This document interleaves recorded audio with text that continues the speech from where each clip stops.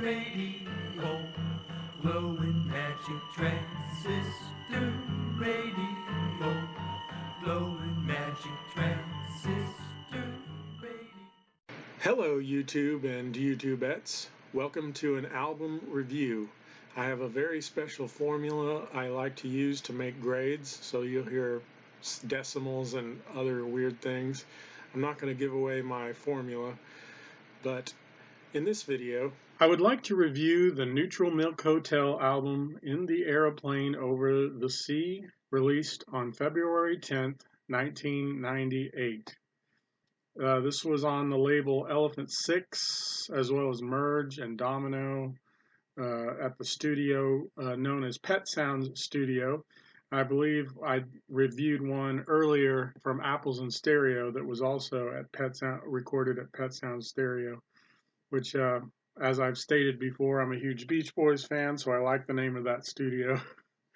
The producer is Robert Schneider, and this is not the actor, I don't think. This is Elephant Six is a bunch of bands that do a lot of experimental kind of music, and Robert Schneider's involved, I believe, in Apples and Stereo, and he's produced a few other of the bands within Elephant Six. The members in Neutral Milk Hotel is Jeff Mangum, Julian Coaster, who's also in Music Tapes, which I've reviewed one of his albums, Jeremy Barnes, and Scott Spillane. Jeff, the lead singer, sounds a lot like an Irish folk singer to me. And the members learn to play other instruments that they don't normally play for this album, such as horns and accordion. The lyrics in this album, most of the lyrics are about Anne Frank, the teenage diarist who died in a Nazi concentration camp. So some very touching lyrics on this album. The album cover was created by Jeff Mangum and REM designer Chris Billheimer. This was from an old European postcard, which Billheimer cropped and edited. Jeff Mangum likes vintage kind of pictures and stuff, and I think it works very well. I love the colors on it, and this is a great album cover. I give the album cover a 10 out of 10. Now on to the songs.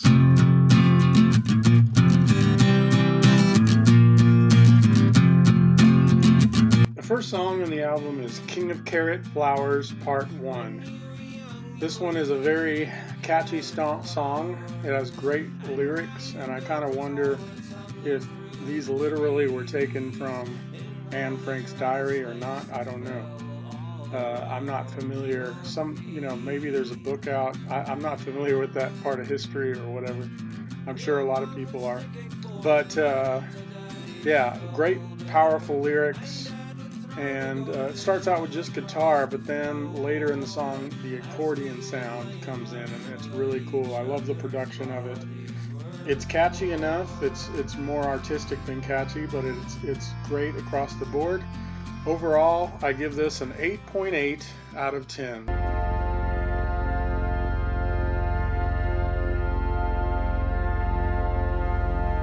The next song is The King of Carrot Flowers Part 2, and this was written by all four members of the group.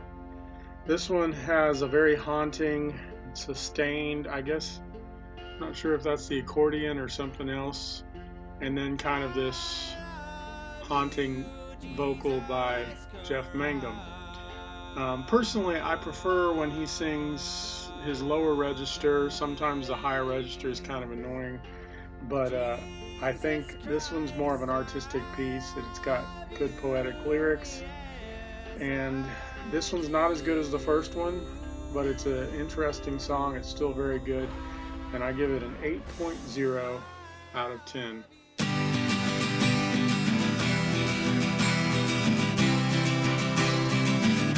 The next song is called In the Aeroplane Over the Sea by Jeff Mangum. This is a great song. Once again, the lyrics are wonderful.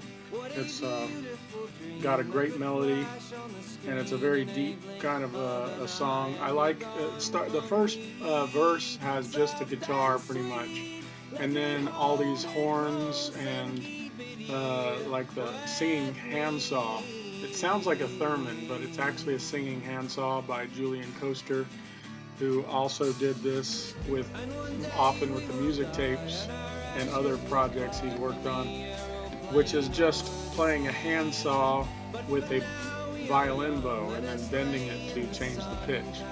So it's really cool, but all the instruments that come in the second verse just hit me powerfully. So this one does 10 artistically and a 10 in lyrical poetry and in production. Very strong across the board. I give this one a 9.2 out of 10.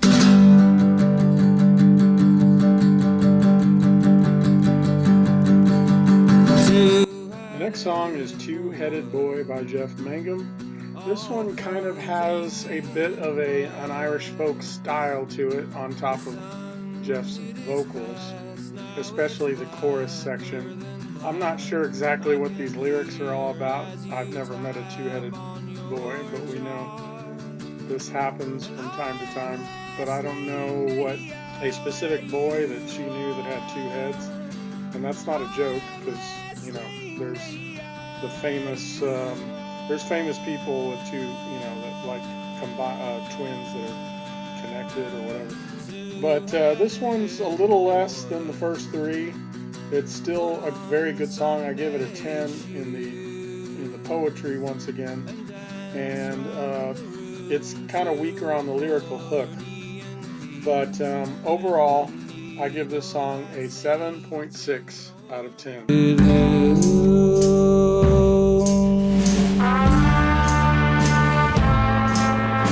The next song is The Fool, written by Scott Spillane, and this is a very good instrumentals track. It's got some basic guitar and drums, but then it's got these trumpets and things that are really cool. This is one of my favorite songs on the album, or tracks on the album. There's no lyrics, but 10 in production, 10 in musical art. It did a 7 on the catchiness. So very strong. Overall, I give this one a 9.0 out of 10. 2, 1, 2, 3, 4. The next song is called Holland 1945, written by Jeff Mangum. This is one of the rockingest songs on the album. It did one of the best in terms of catchiness. Also, musical artsiness is good.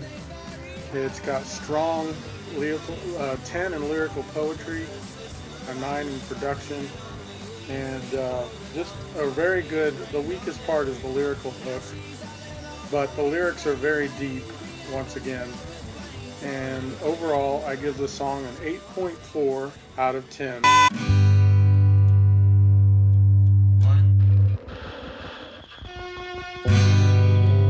The next song is Communist Daughter by Jeff Mangum.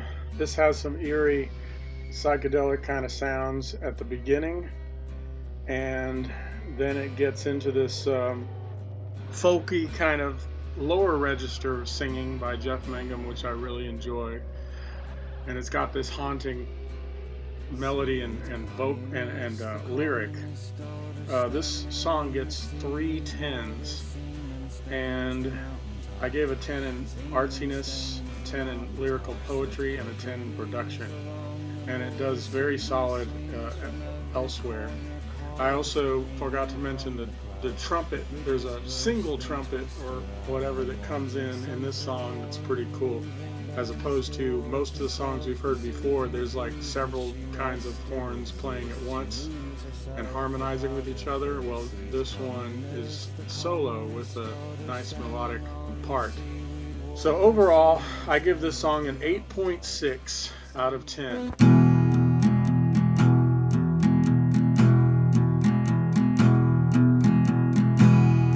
Next song is O Comely by Jeff Mangum. This has a very Irish folk style to it, in my opinion. Maybe not the way the guitar is being played, but the melody and the way obviously the way he sings, but it kind of has that vibe to it. There is a couple of cool things. There's some vocal harmony parts where they're not singing words, but like Bada does in the middle of it. And then towards the end, you get some horns. But most of it sounds very simply produced.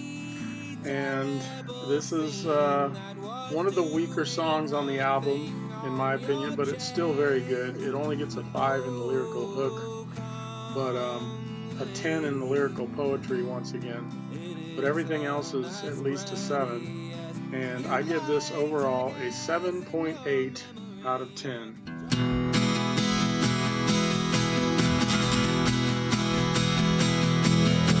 The next song is Ghost by Jeff Mangum, and this is another, it's kind of folky, but it's got some interesting things in it. The melody is a little bit better than some of the other simple folk songs that are on this album, and it's got some really cool horn sounds, including a tuba, it sounds like, and then I'm not sure what that is that's going, but that's really cool, some kind of a keyboard, I guess. So there's some really cool things going on in the background. As a song itself, it's not great in my opinion, but it's still really good. There's no 10s, but I got 3 9s in the scores. But overall, this song gets an 8.0 out of 10.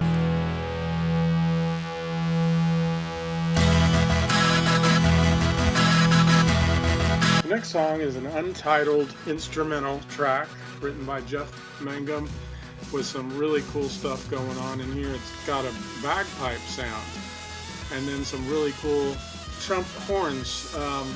I may have been mistaken when I was going to look, saying that there's a I think that's actually this one, but maybe it's both. Anyway, this is a really cool song, one of my favorite on the album.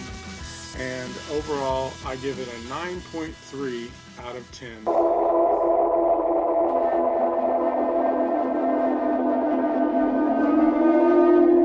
The last song is Two-Headed Boy Part 2. And this is obviously very similar to Two-Headed Boy Part 1. It's not called Part 1, but very strong, or very folk rock. It's mostly just guitars and vocals, and very much that Irish folk style song once again. And I didn't look closely at the lyrics if they're the same or different than the other one, but this one kind of goes on and on. There's not much to it in terms of production. A 10 in poetry once again, and very solid. It's average in lyrical hook and musical catchiness, but overall I give this song a 7.4 out of 10. The album flow is a 10 out of 10. This is a great album. It's meant to be listened to from beginning to end. It's not only musically thematic but also lyrically thematic. There might be a couple lyrics that have nothing to do with Anne Frank in here, but still it all fits together very well. So a 10 out of 10 for the flow. I don't know when I discovered this, but it was when I was really into Elephant 6. I believe the first Elephant 6 I bought was Olivia Tremor Control, The California Demise, I believe is what the album was called, or Singles and Beyond or something like that. Then I discovered about Elephant 6, and I started, anytime I would find that label on a CD, I would buy it. So this was one of those, and it did not disappoint, and to this day I love it. So now I will pull out my handy dandy computer and calculate my formula.